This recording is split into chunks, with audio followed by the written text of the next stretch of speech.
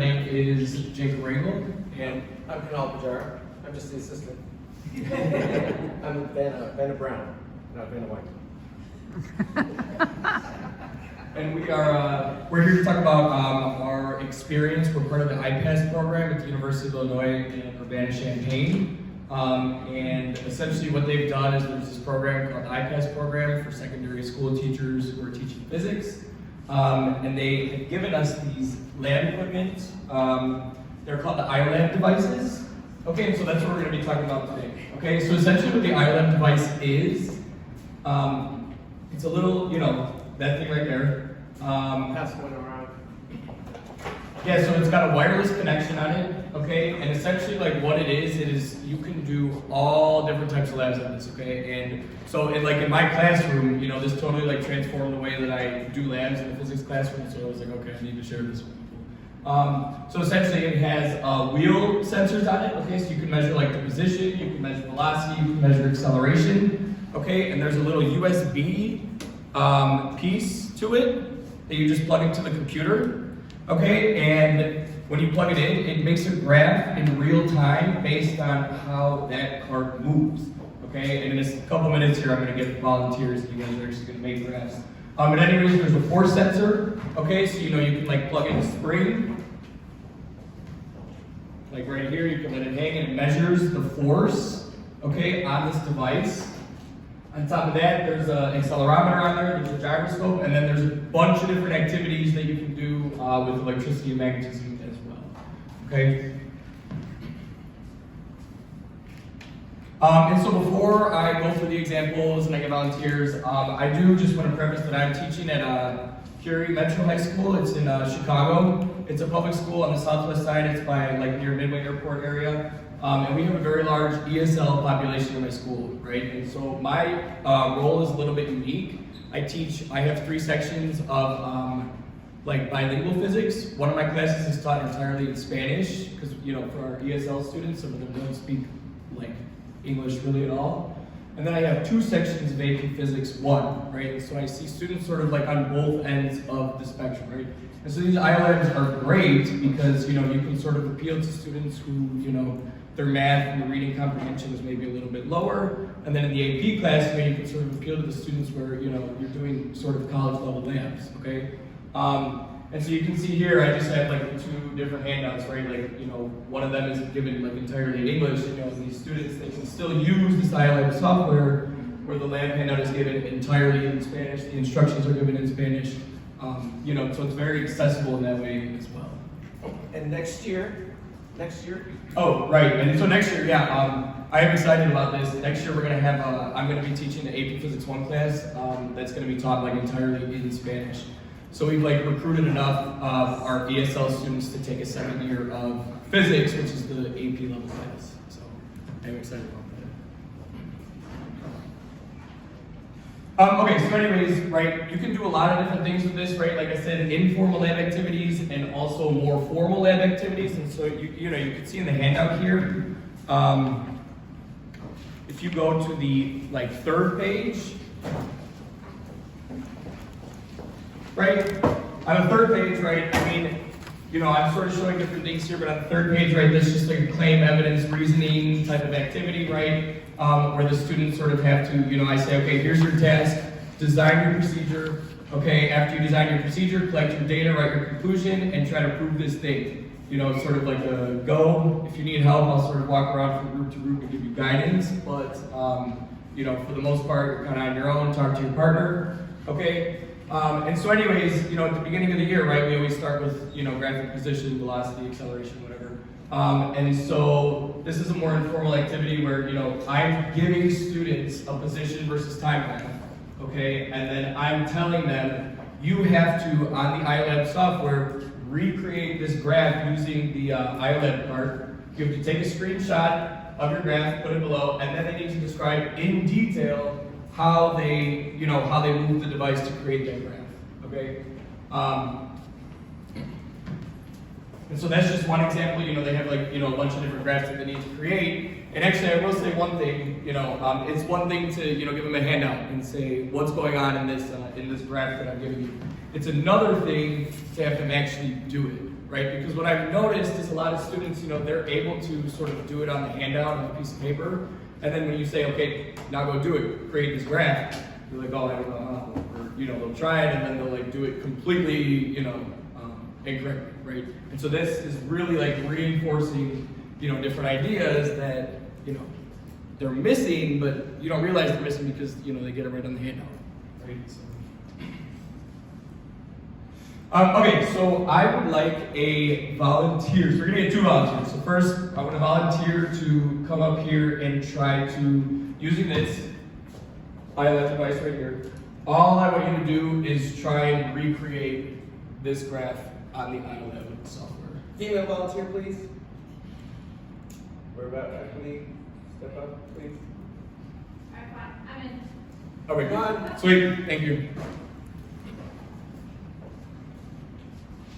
Now, it doesn't have to be exact with the time and the distances and stuff, but, so I want you to watch that shape, and then what I'm gonna do is present.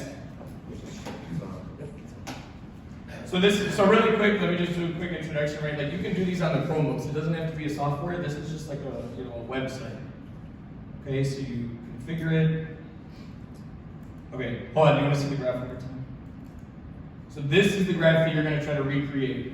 Okay, so By- position versus time graph? Yes, it is a position versus time graph, You want to turn off all the other? and this is the positive direction. So Turn off all the other. Turn off the other. what? Turn off the other.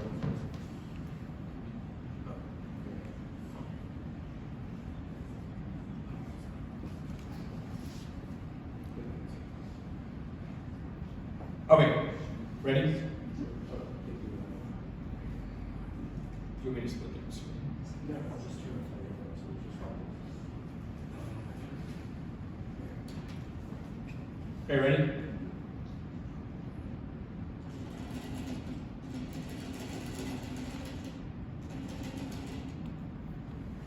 That is very good.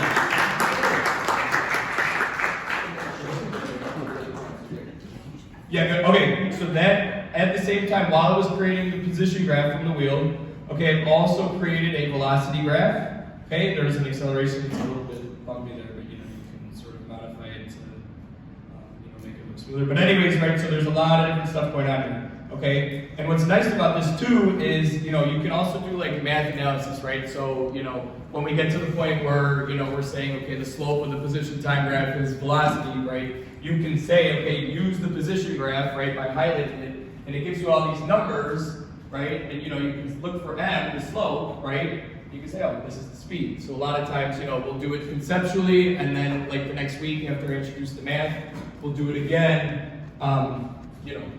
with the bringing in the math. Okay. So I would like one more volunteer. Now this is a velocity versus time graph. So I would like one more volunteer to come up and try to recreate this velocity graph. Male volunteer or a student volunteer? Male or female? Please.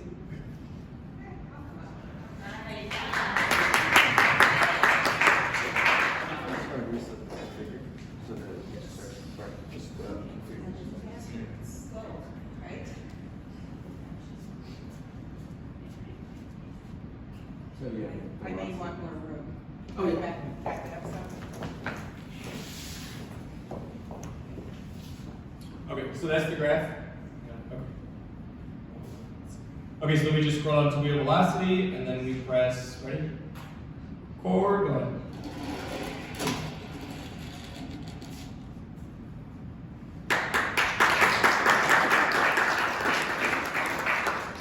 Sweet. Yeah, very good, thank you. Okay, so yeah, that's exactly right. So I mean, you can see here, right? It creates the, the velocity graph, right? And so you could also zoom in, right? There's a zoom function, and then again, we can find the slope, we can find the area of this velocity graph. It gives us all this different, information here. Okay, so these things really are great for getting students to like work with graphs hands-on again instead of just like do this picture with these graphs.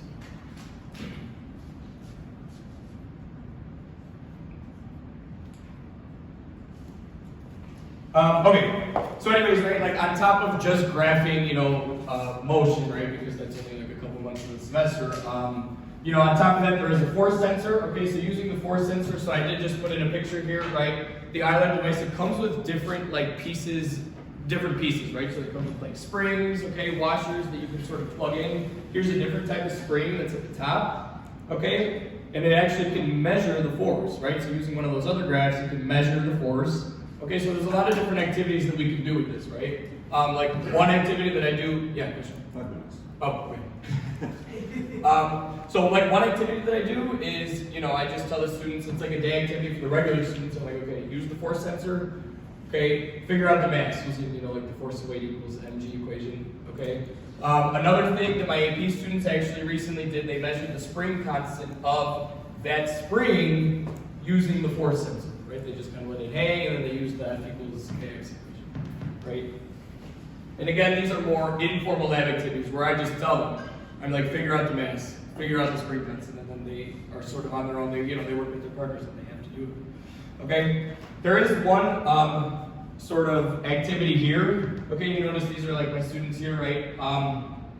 I had them build a ramp. And there's a lot of different things that you can ask them to do with a ramp, right? And so I know, rural teachers, right? Funding is very limited in most cases, right? And so what we do to, like, for our supplies, again, I went to the store, cut up boxes, I asked them, for their recycled boxes or whatever. We have textbooks, and this is the ramp, and it works perfectly. So you don't need to go buy anything, you have the device, and you can sort of make shift everything else. Okay? But anyway, so like what you can do, and I do want to record, yes. I do want to show a graph of this. I think it's worth noting, just because there's so many different things that you can do just with like this one activity here. Oh, it's sorry. Which one is it? This one is. Yeah. Okay. Configure and reset. Okay. So then I think it's velocity. Yep. Let me just get the acceleration up. There we go. Force up. Okay, then I'm going to velocity. Here we go.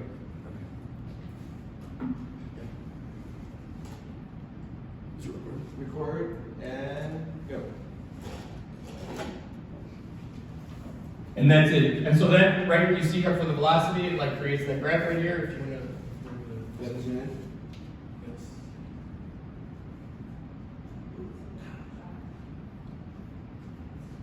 is a faster real-time graph than you get with like log pro. I'm noticing that. Yeah, it's pretty like instantaneous. Yeah. And so, anyways, right, like I said, there's a lot of different activities that we can do with this, right? And a lot of the students, they want to say that like this is where it's at the top of the ramp. No, it's it's here, it's at the top of the ramp. Almost all of them, like even the AP students, they're like, oh yeah, that's the top of the ramp. No, let's talk about it, right? So it just like opens up like a whole new level of conversation, right, that we would not have otherwise had. But anyways. So if you look at like the first 2 pages in the handout, that's just an example of one of the labs that I give. I have them actually calculate the work lost due to friction as the thing is moving up and down the ramp. Okay, and so that I sort of give them the procedure and I tell them sort of the steps to take, and so that they sort of answer the questions, right? So it's different. It could be very open-ended. It could be like, do this thing, find this answer, and it's great. And then just one other activity, right? Like, so you can't connect 2 iOLab devices to one computer, but what you can do is use 2 iOLab devices and 2 Chromebooks, okay? And just like, for example, right, you can figure out, you can do like a law of conservation of momentum lab, where you can analyze the change in velocities, you can get the masses of the iOLabs, and you can sort of verify the law of conservation of momentum that way, right? And there's a bunch of other labs too that I've designed. I just sort of like picked, my favorite ones that we do. But like I said, I don't have any other lab equipment in my classroom besides these devices, and it carries us through, our lab component of the class. Again, for the regular students and for the AP students, so it kind of reaches everyone, which is great. But yeah, so that's what I've got. Thank you for listening. Question?